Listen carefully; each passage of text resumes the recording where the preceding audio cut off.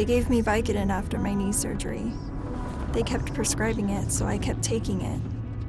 I didn't know it would be this addictive. I didn't know how far I'd go to get more.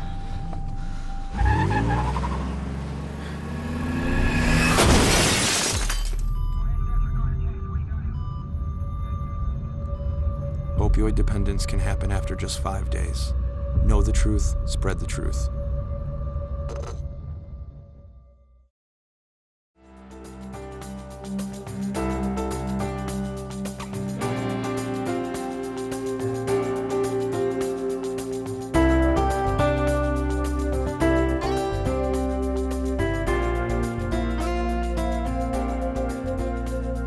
Hello, and welcome to Cleveland Honors, a program dedicated to educating you about our justice system and the people behind it. In this episode, we will talk with former Cleveland Municipal Court Judge Gerald Francis Sweeney. Welcome to today's show, Judge Sweeney. Thank you very much. Pleasure to have you here with us. I'm nice to be here. I'm nice to be here anywhere. Okay. Tell me about yourself before we get started. Are you from Cleveland originally, or where were you born? Yeah. I was born in Cleveland in the West Park area. My father was Mike Sweeney. He was born in Ireland, and my mother was born in Cleveland. And I had one sister, Patricia, who was 7 years older than yours truly. Okay. Yeah. And you went to high school in Cleveland? Yeah. I went to high school in Cleveland. I went to St. Ignatius High School, the class of 1947. We were the only football team we beat when I was a senior was South High. We weren't a very good football team back in those days. Anyway, then I went to Baldwin Wallace College and got a business degree. Okay. Yeah, and I was in the Army for 2 years in that Korean conflict. Did you go to Korea? No, I had I did my basic training at Fort Hood, and then afterwards, you got a little slip of paper. You either went to Korea or you went to Germany. I was lucky I went to Germany. Okay. Yeah, okay. It was not, Germany was a nice deal, but Korea was not a good assignment. Was it cold in Germany when you were there? Well, I was there for a year and a half. It was very much like Cleveland. Okay. Yeah. Get a little snow, a little sunshine, yeah. And drink a little beer. Yeah. Well, I couldn't. I didn't. I'm an odd Irishman. I don't like beer. Ooh. Yeah. I mean, I just don't have a taste for it. Okay. Yeah. Okay. Well, but anyway. That's good for a judge. That's good for a judge. What made you went to law school where? Well, what I did is, this is an odd story. I went to BW, and in my senior year, we were getting ready to graduate. They said, Sweeney, what are you going to do? I said, oh, I'm going to be a judge. And they said, oh, that means you got to go to law school. Well, if you want to be a judge, you got to be a lawyer. So that's when I decided I wanted to be a judge, and I'm not sure what really channeled me in that direction, but something did, and that's what I wanted to do. And it took me a few efforts, but I finally did get elected. Okay, okay. What law school did you go to? I went to Cleveland Marshall at night. I was married and working during the daytime for East Ohio Gas Company, and then I went to law school at night for 4 years. Okay. What you do for the gas company? Oh, I had a great job. I did sales promotion. I would go to appliance stores and try and convince them to sell gas ranges and gas dryers. It was a great job for going to law school. Yeah. So you did that during the day and went to law school at night? Went to law school at night. Okay. Yeah. What year, do you remember what year you got out of law school? I got out of law school in 1960. Okay. Yeah, we were there for, it took 4 years to go to night law school. Okay. So you get out of law school. What do you start practicing law? You stay with the gas company. Well, what I did is I worked at the gas company, and after I got my law degree, I got a job in the law department at City Hall. And Ralph Locher was the mayor, and I was in the law department, and I did that for a number of years. And that Loker had been the law director, and Anthony Celebrezzi was the mayor. And then Anthony Celebrezzi went to Washington, and then Loker became the mayor. And as I said, I was in the law department for a few years, and then he brought me over to be one of his administrative assistants in the mayor's office. And then what he did is, they were having some problems in urban renewal, and he sent me up to the urban renewal department, and I became the commissioner of redevelopment for the urban renewal department. I didn't know how to spell redevelopment. Okay. And then when, after Loker lost the election, I got a job at the Union Commerce Bank in the trust department. And I worked there for a number of years. And then I met the president at Union Commerce was a gentleman by the name of Everett Ware Smith. And when I was still at Union Commerce, he went across the street to Cleveland Trust, and he became the president over there because Cleveland Trust was a larger bank. So for some reason, he had taken a fondness to me. So he said, Sweeney, why don't you come over to Cleveland Trust? And there's a spot there I think you would fit in very naturally. So I went over to Cleveland Trust, and I became the vice president for public affairs. And then I also became the bank's lobbyist down in Columbus, because at that time, Cleveland Trust was a state chartered bank, and they wanted me to be down there and make sure things went well for Cleveland Trust, because we were the largest state chartered bank at that time. So when I was at Cleveland Trust, I met a man by the name of Brock Weir, and then Brock Weir and I had a very nice relationship. In fact, when he came to the bank, Weir is not a popular Irish name, at least not in Cuyahoga County. But when I lived in Cleveland on 133rd Street, I had a neighbor whose name was Weir, and he was from Ireland. Okay. So when I'm at the bank and I'm down in the officers' dining room, and Brock Weir is walking through the officers' dining room, and they stop at my table, and Everett Ware Smith says, "This is Jerry Sweeney." And I say, "I'm Jerry Sweeney, the house Irishman." He says, "Nice to meet you. Now there are two of us." So he made life very comfortable for me at the bank, right. Were you in Cleveland when Cleveland Trust was going to build the new skyscraper on Public Square? Yeah. You remember that? Yeah. Did you ever see the designs for the building? I think I saw the designs, but it never happened. It never happened. No. In fact, they were going to move it down right on Public Square. Yeah. Then whatever the powers to be at that time, they decided they wanted to keep it at 9th and Euclid, and that's when they built the tower. Yeah. Yeah. The new skyscraper was going to be taller than any building other than the Empire State Building, as I was told. Right. So it would have made a difference in the outlook of Cleveland if that had happened. I think you're right. Okay. Yeah. How long were you with the bank? Oh, I was with the bank a long time. Almost 20 years. 20 years, and you were going back and forth to Columbus. Yeah. Doing the lobbying thing and looking out for the business of the bank. Public funds and the lobbying. Yeah, in fact, I'd leave on Monday morning and come back Thursday night. And my wife had all those kids to raise. How many children did you have? We have 7 children, 5 daughters and 2 boys. Okay. Yeah, in fact, you probably know my son Martin. In fact, he ended up being the council president in Cleveland. We served on city council together. Yeah, and he served on city council. That's right. So tell him I said hi. I will. Now, when do you decide to run for judge? Well, I don't know when I decided to run for judge. It was when I was at Baldwin Wallace.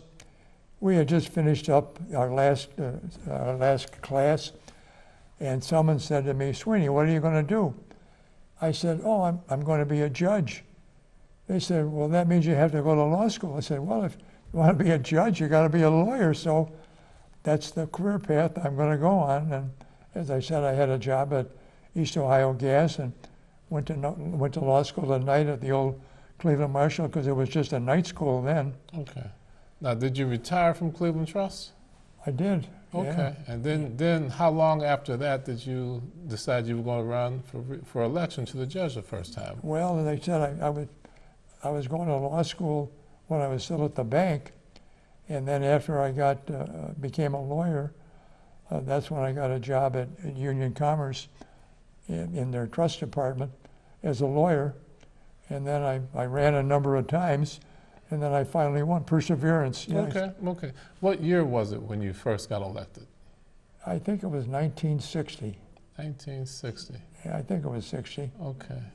Yeah, in fact, I think there were 3 people in the race. Yeah, I'm not.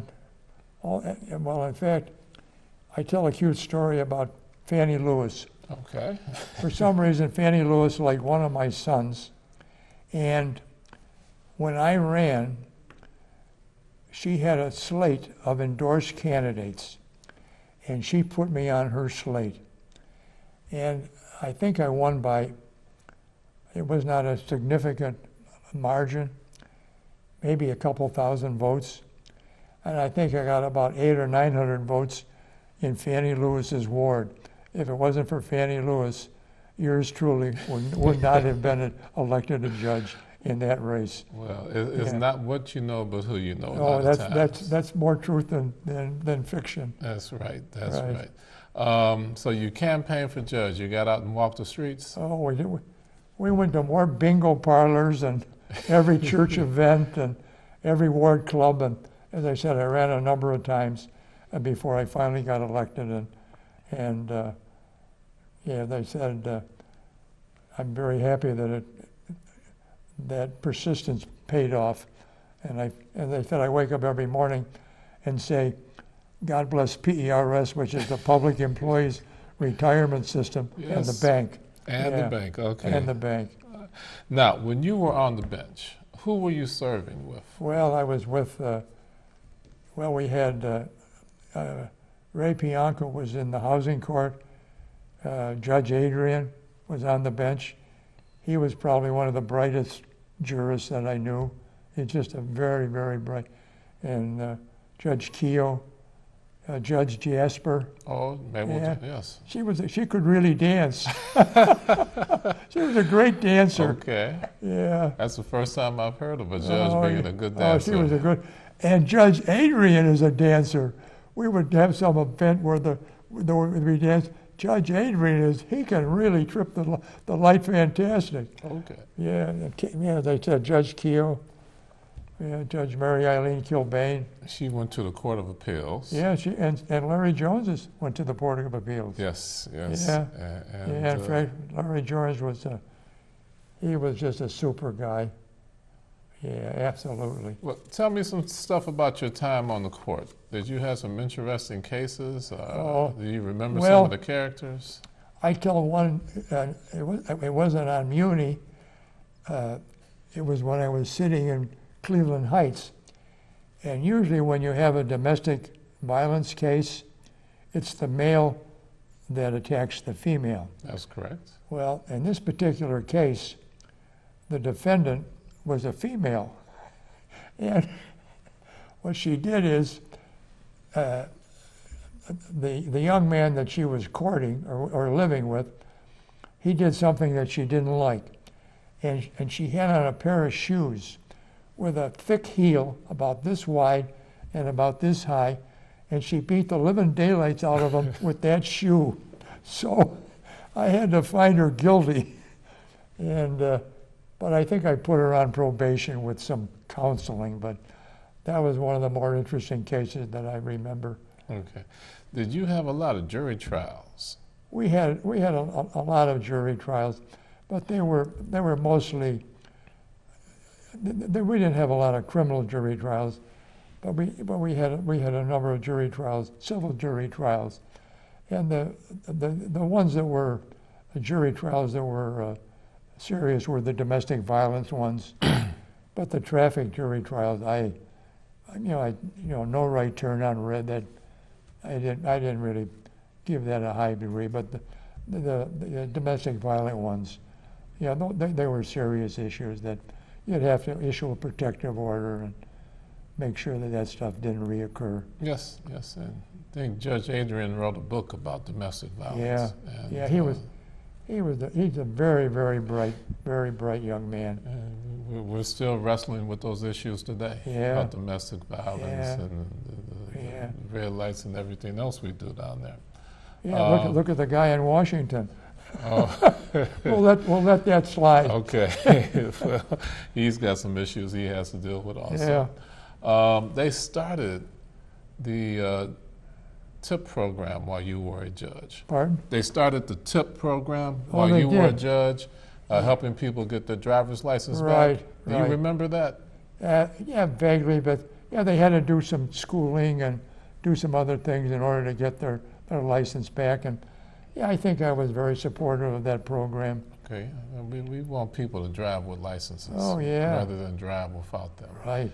And do you know who the AJPJ was when you were on the bench? I don't remember. Okay, I don't remember either who that would have been. Was Lillian Burke around? Was she AJPJ for a while? Well, she might have been. I remember Judge Burke. Yeah. And Jean Merrill Capers. Yeah. Oh, I remember Jean Merrill. I think she was a great dancer. Another great dancer. Another great dancer. You guys must have had some parties. Well, well, I used to like the Trip to Light Fantastic myself. Okay, okay. Yeah. Now, when you were campaigning, you had to run a couple of times. Oh, I had to run forever. Forever. And I imagine you got out to a lot of events where they were dancing. Did you dance with them? Well, if they wanted to dance, I'm available. Okay. Well, as I said, I ran for Common Pleas a couple of times, and then I ran for Muni.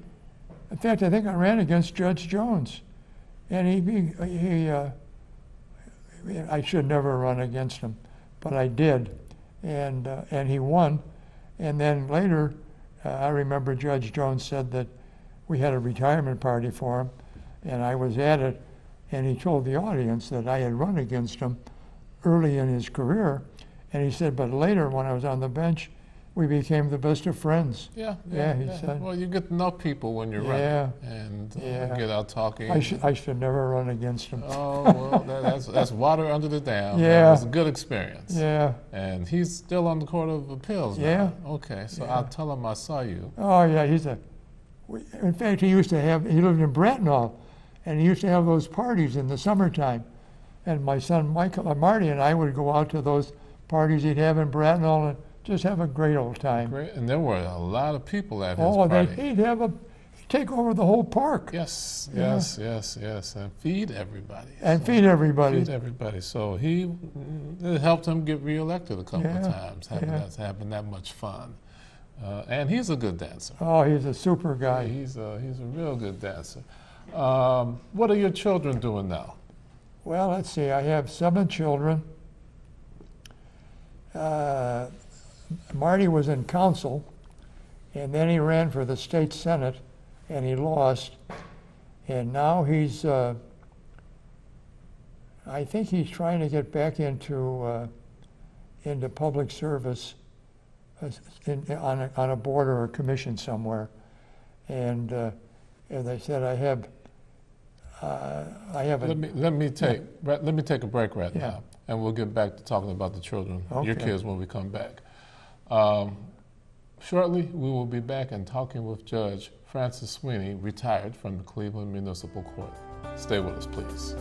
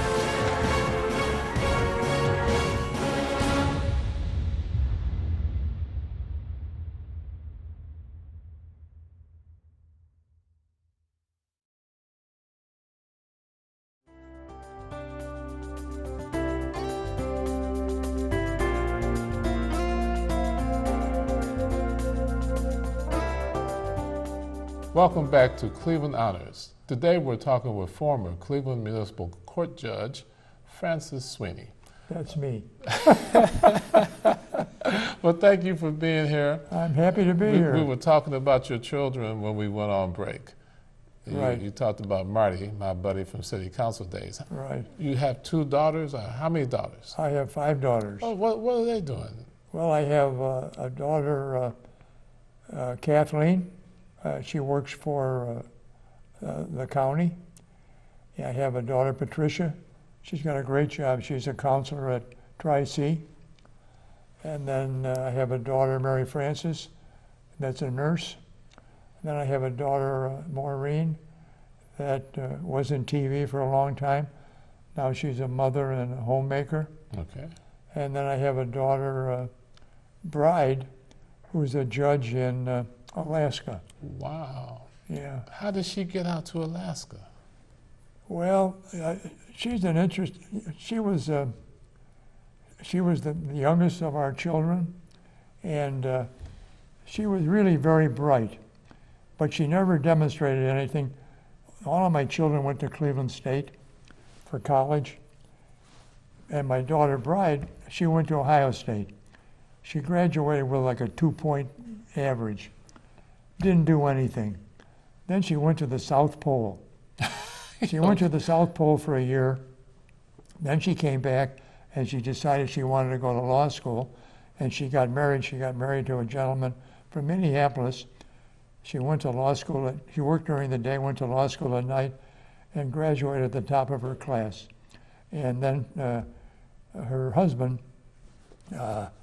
when she was a lawyer in Minnesota, there weren't a lot of opportunities, but he had an aunt that was a judge in Alaska. So she went to Alaska and worked for this judge for a number of years. And then as she finished that, they asked her if she wanted to be in the Attorney General's office. She went to the Attorney General's office, and then they have what they call administrative law judges. Yes. And the head of the administrative law judge called her up one day and said, "I've seen your work in the courtroom. I'm very impressed. Would you like to be an administrative law judge?" So she called me up. I said, "Sounds like a good deal." So she went, became an administrative law judge. And then they have a women's bar association. And they said to my daughter, "We're really impressed with your judicial behavior and competence. We want you to be a regular judge." Administrative law judges, they didn't hear the regular docket. So these women said, "You have to get some criminal experience." So they sent her up to the North Pole, and she's now a district attorney up in the North Pole region. And when she finishes another year, they're going to bring her back, and they appoint the judges in Alaska. They're not elected. So at some point in time, my daughter Bride, who was named for her mother, will be a full-time judge in Alaska. Okay. Now, she's been to the South Pole and she's been to the North Pole. I don't know many people that have had that experience. Well, I think she went to the South Pole. Okay. Yeah. She went to both. Did she go to the South or North, Maureen? She went to both. Oh, she went to, yeah, she did Been go to both. poles. Yeah, in fact, they told me once, they said, "Aren't you worried about your daughter down in the South Pole or the North Pole?" I said, "If there's a tragedy, Bride will leave the expedition out. That's just how she is." Yeah. Lead them out of the... Yeah, she'll lead them on their way. Now, when you were a judge, do you remember marrying people? Oh, I did. We had more fun with the marrying judges. The marrying judges. Oh, were you yeah. one of the marrying judges? Yeah, we used to take turns. Okay. Yeah, you'd have, it would be your turn on the docket. You would be the marrying judge. And I remember some of them ones. One of them came up, they had a horse-drawn carriage parked in front of City Hall. After the marriage ceremony, they were going to go down and go in that carriage and be driven away. Oh yeah, there were some interesting couples that we married at City Hall. There were. Did you marry people in the courtroom? In the courtroom. Or in your chambers? No, I'd go in the courtroom. In the courtroom, okay. Yeah, because I'd make it kind of nice for them. And yeah, and sometimes they wouldn't have a best man, and Dan McNabb would be my bailiff. He'd stand up and be a best man for somebody. Good. Yeah. Well, we still do that, and it's a lot of fun. Oh, yeah. And I married a couple once, and they were from the South Pole. Oh, wow. They were in the Army stationed in the South Pole. Oh, wow. And she was from Cleveland. That's how they got to Cleveland. Oh, nice. So I doubt if I'll ever get to the South Pole. It's too far away and too cold. Yeah. So, but tell your daughter I said hi. Yeah. She's had some good experiences. Now, you started on the bench in what year? 1995? Was that the year, Maureen? Yes. Yeah, 1995. 1995, Yeah, okay. and I think I only sat for 5 years because they had that rule, when you reach a certain age, you could no longer sit. Okay. You couldn't run for office again. All right. And what was your courtroom? I think it was 13D. 13D. You had a lake view? I did. I had a lake view. Did you see nice stuff out the windows? Oh, nice. Oh, yeah. And Judge Bianca was my next door neighbor. Yes. Judge Bianca and I sat next to each other on city council. Oh, did you? And I'm in your old courtroom now. Okay. So That was a great room. yeah. And then, and Judge Bianca, what he would do is, he'd have me come back as a visiting judge and do a little bit of his docket when he was gone. And he was kind of a clutterbuck. and he knew I'm one of those OCD guys, obsessive compulsive disorder. He'd get everything straightened out, put away. So when I came into his courtroom, it was clean as a whistle. Okay. Yeah. He had a lot of stuff in his collection. Oh, he did. He He did. had a lot of stuff in Yeah. that courtroom. But he was a good guy to be a next door neighbor to. Oh, he was ideal. Okay. Social issues. Do you think they're worse today, or were they worse when you were a judge? Oh, I think they're worse today. Worse today? Yeah, we had some problems, but today there's just so much that's difficult to deal with in society, in my opinion. Okay. And they were just starting to develop the drug court also Yeah. when you were... Well, I think Judge Jones is the one that started the drug court. You're right. You're Yeah. right. He brought it into Cleveland Municipal Court Yeah. and ran it for a number of years. Yeah, he did. And it's still going on. And but we've got that problem has skyrocketed. And now, before it used to be alcohol, now it's all the opiates, and I'm glad I'm as old as I am. Well, if you could do anything different, what would you have done? I had a good run. I don't think I'd have changed anything. No, that's a good answer. That's Yeah. a good answer. Some challenges we're facing today in court. Pardon? Some challenges we're facing today Oh, in court? in court. Are you aware of what's going on now? No, not really. Okay. Yeah. Some of them are financial. Drug court, for example. We have to find the money to provide the services for Right. drug treatment. And unfortunately, people don't get drug treatment if we send them to jail. Right. So, did you have that same problem when you were a judge? I don't know if we had any kind of a tax for that or not. I can't remember. Okay. Yeah. Traffic cases. Oh, yeah. No right turn on red. Were there a lot of people in front of you with no driver's license? Yeah, there were a lot of them, but I think most of them they would just do, drive through or speeding or no right turn on red or do something like that. But I think most of the people at that time had driver's license. At least that's my recollection. Okay, well, a big percentage of my docket now are people without a driver's license. Oh, So we're trying to correct that. yeah. So I'm glad you didn't have to wrestle with it like we No, did. I don't think that was such a big problem. Okay. Well, now you're retired. Absolutely. What are you doing to keep yourself busy? Well, what I do is I have a nice routine. I live in Westlake, and what I do is I get up. I don't go to Mass on Saturday, but I usually get up in the morning, have breakfast, and I go to Mass in the morning. Then I stop at Mark's, get a paper, read the paper, and then 2 or 3 times a week, they have a nice recreation facility in Westlake. So I go up to the Westlake Rec Center. I do a half a mile. Then I do a little routine with 2.5 pound weights. Okay. And then I do 8 machines. I do that at least twice a week. Yeah. Well, and you look like you're in good shape. Well, as I said, for an old guy, 88. 88 years old. Well, and I can still drive. Oh, yeah. That's a blessing. That is truly a blessing. Well, as I said, and I got all these great kids. Somebody comes over every night. They either bring dinner or we go out to dinner. 7 nights a week. Oh, yeah. You're my wife, she did a great job raising all those kids. Okay. Yeah. And I've had the chance to meet half of your family. So I'm looking forward to meeting the other half, hopefully soon. Well, as I said, she did a great job. Okay. Judge Sweeney, you have another child, Michael. I do. I have Michael out. Is he the oldest?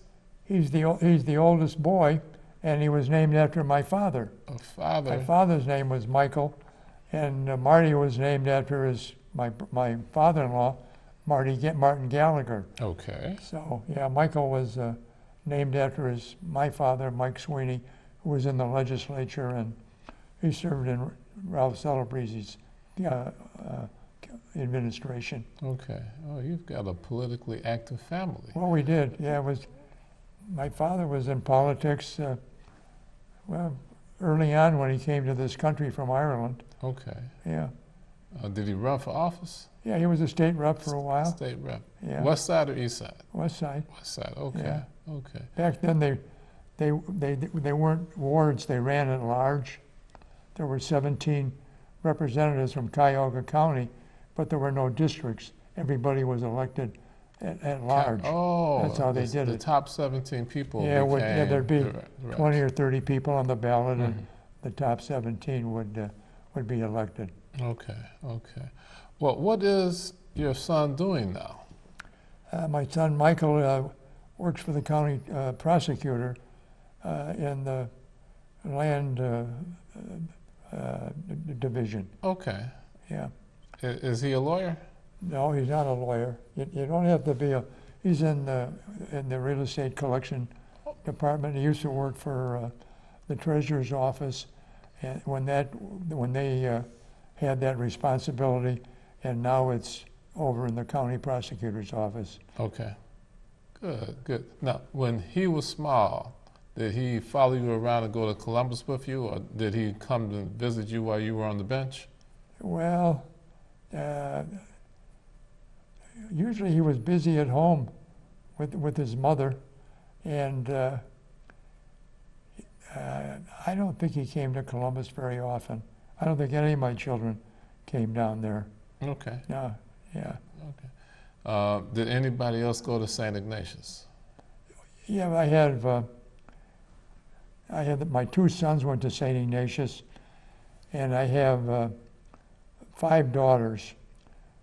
The one daughter, she didn't get married until she went to Alaska, but the other daughters, all my other daughters that got married, they married somebody that went to Ignatius.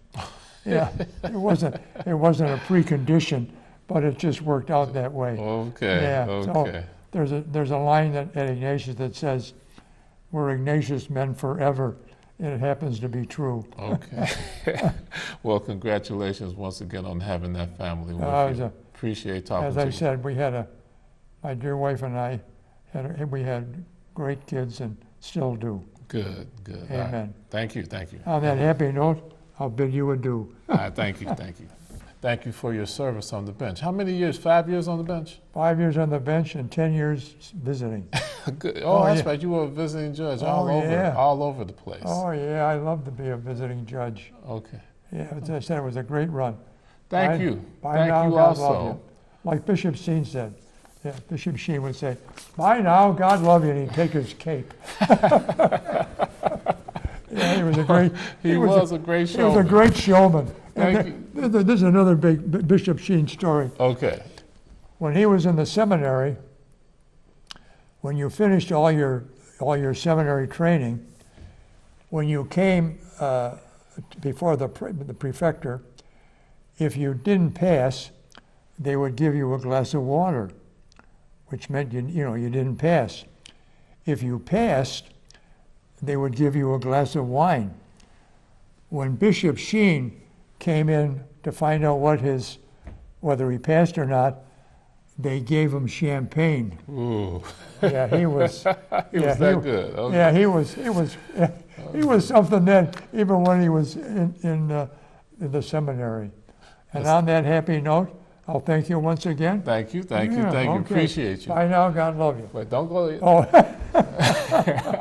Thank you for tuning in to this episode of Cleveland Honors and remembering as Creole Cicero once said, "The good of the people is the greatest law." So long, everyone. Amen.